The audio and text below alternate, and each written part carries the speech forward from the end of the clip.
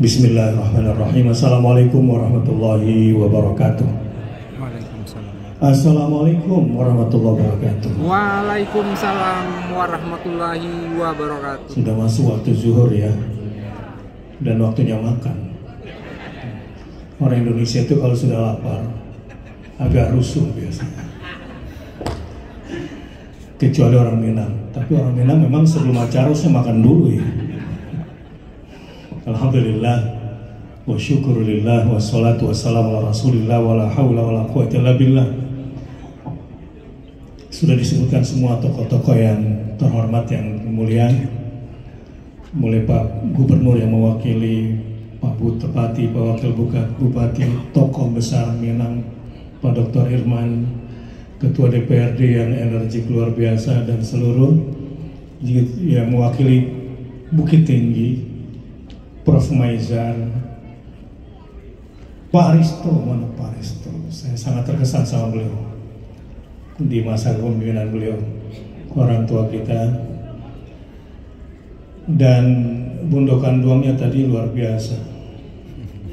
Waktu saya tanya sama teman saya ajak jalan waktu masih bujangan gitu.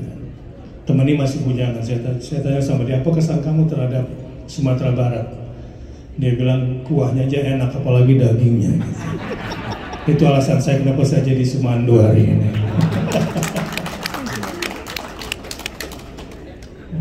Dan biasanya kalau budaya kuliner itu cuma ada dua di Minang, kata enak dan enak sekali kan gitu ya. Kalau saya tambah satu lagi, kuahnya aja enak gitu. Dan itu dibuktikan oleh para mahasiswa di Jakarta biasanya. Kalau ke restoran Minang minta kuahnya aja karena nggak sanggup beli dagingnya barangkali. Saya juga sering bingung kalau ditanya, Ustaz, Sumando orang mertuanya dari mana? Suka bingung jawabnya, Bukit Tinggi kah, Agam kah? Gitu. Kalau ditanya sama mertua, Bukit Tinggi, karena kan sejak kecil beliau ya sekolah jalan kaki dari KP Panji ke SMA 1. Ya ngakunya orang Bukit Tinggi. Tapi setelah saya sampai sana kok masuknya Banu Ampu masuknya Agam. Tapi setelah dijelaskan Pak Sekda tadi saya paham separuh. Jadi ternyata memang tidak bisa dipisahkan Pak ya, Bukit Tinggi dan Agam.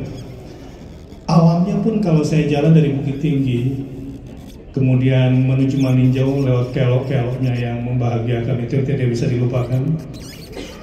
Kemudian ke Lubuk Basung, lalu kemudian kadang keluar dari Padang Panjang atau langsung ke Pariaman. Ya rada-rada hafal, termasuk Kamang saya juga suka itu. Selain duriannya ya, kampungnya yang juga sangat indah.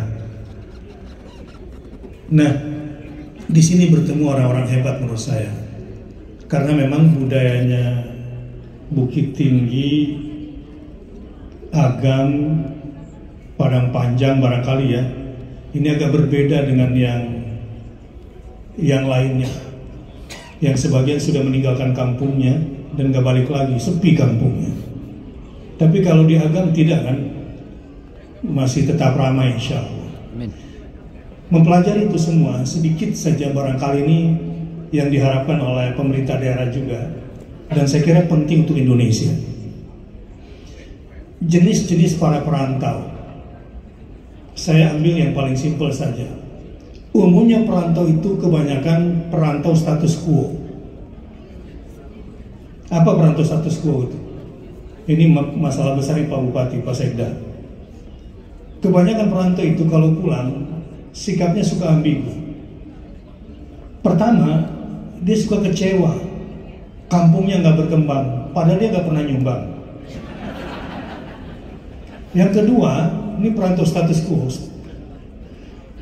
Dia suka komplain tentang kampungnya, tetapi dia juga berharap agar suasana waktu masih kecil tidak berubah di situ. Tempat dia dulu lirik-lirikan, ya, sampai bermain di sawah kalau perlu tidak berubah. Nah, perantau seperti ini bikin bingung kampung biasanya. Apa yang diharapkan? Sekilas saya mau bicara karena mau sholat zuhur dan sudah lapar ya. Isra Mi'raj hari ini. Bagaimana Palestina dikuasai? Ini sebuah pertarungan yang tidak pernah berhenti sampai kapanpun. Dulu mereka menciptakan apa yang namanya ardun bila sya'bin. Ini bahasa orang agamanya, li sya'bin bila ardi. Sebuah teori Zionis klasik yang sampai hari ini masih diterapkan, dan itu juga untuk beberapa penjajah di Indonesia sedang bergerak secara halus. Begini ceritanya. Dibuat Perang Dunia Pertama, diciptakan Perang Dunia Kedua supaya tidak ada yang dominan dan berkuasa di dunia ini. Kenapa bisa terjadi perang? Sebetulnya sederhana konsep Zionis ini. Ciptakan tanah tak bertuan untuk si tuan yang tidak bertanah.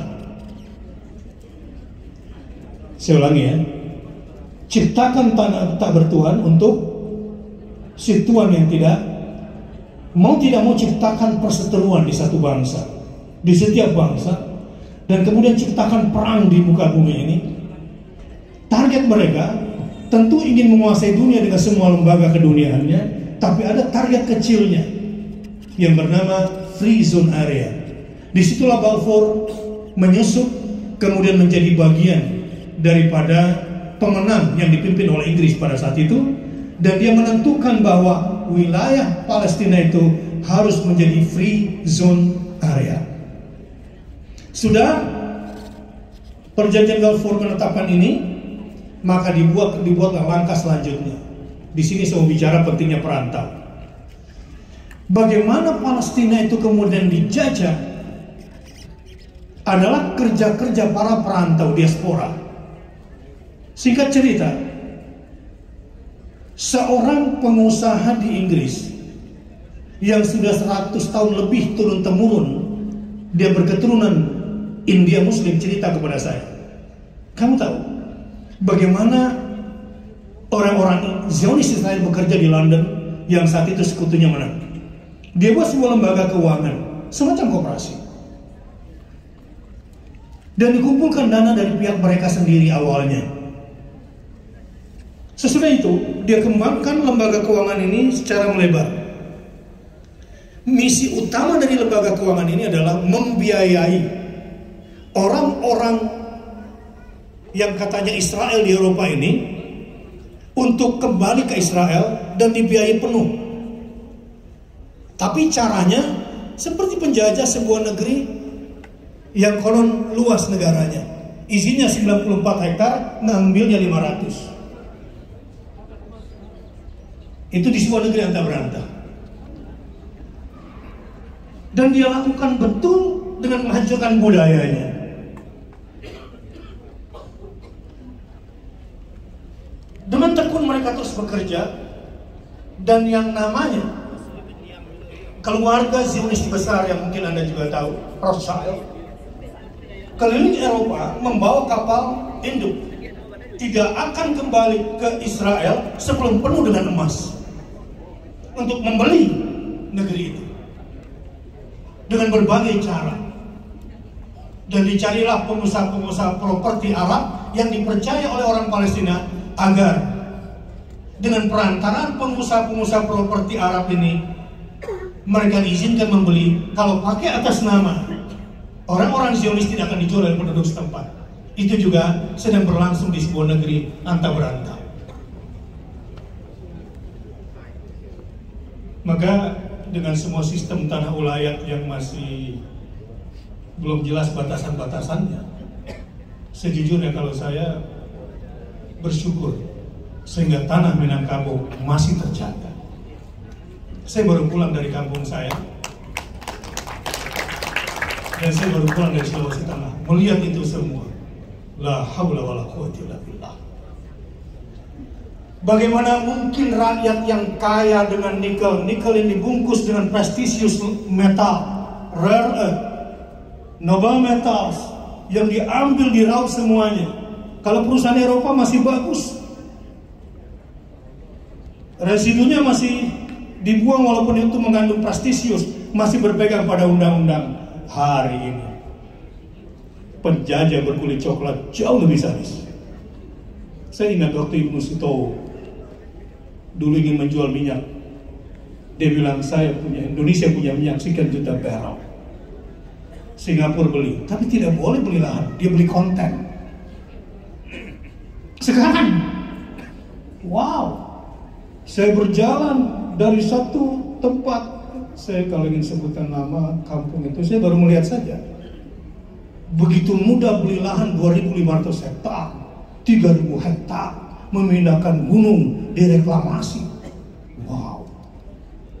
Konon di satu negara ada sebuah kabupaten yang pertumbuhan ekonominya nggak pernah terjadi di dunia sebanyak 27%. Di mana di dunia itu ada, tapi rakyatnya sangat miskin. Dan yang lebih menyakitkan lagi, di kampung itu ada lagi dengan aset yang sangat besar, masyarakatnya kasihan kalau tidak didukung oleh perantaunya. Mana bisa mereka bertahan? Tanahnya dibeli sampai miliaran. Sebetulnya itu cara dia mengusir, dengan cara-cara yang sangat jahat. Di sini perlunya perantau. Kalau perantau tidak turun, ini mohon maaf, apalagi dengan situasi politik baper dan sandra di Indonesia. Partai tertentu walaupun berkuasa, diganjal anggarannya, hanya gara-gara takut agar partai itu eksis di sebuah tempat. Kalau tidak dibantu oleh para perantau dengan lobby, pengusaha dan bisnisnya, saya bahagia sebetulnya kalau ke Sumatera Barat, kampung saya, yang saya sering ke sana. Saking saya bangganya dengan Sumatera Barat, mungkin saya lebih Sumatera Barat ketimbang keluarga istri saya. Saya bahagia di sana. Kalau agama dari zaman Pak Aristo yang saya hormati, yang pada saat itu di zaman beliau kalau nggak salah ya, aparatur terbaik tingkat apa itu, nasional atau apa, pelayanan atau apa saya juga tidak tahu. Tapi Sumatera Barat, Kabupaten Agam juga salah satu yang terpenting pilarnya dalam hal ini.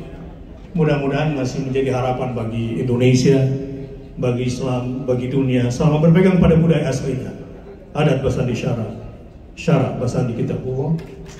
Selama tokoh-tokohnya betul-betul berpegang, apa namanya, kalau saya sebut salah tolong perbaiki, tali tigo sapilin, ya, tigo tungku sejarangan.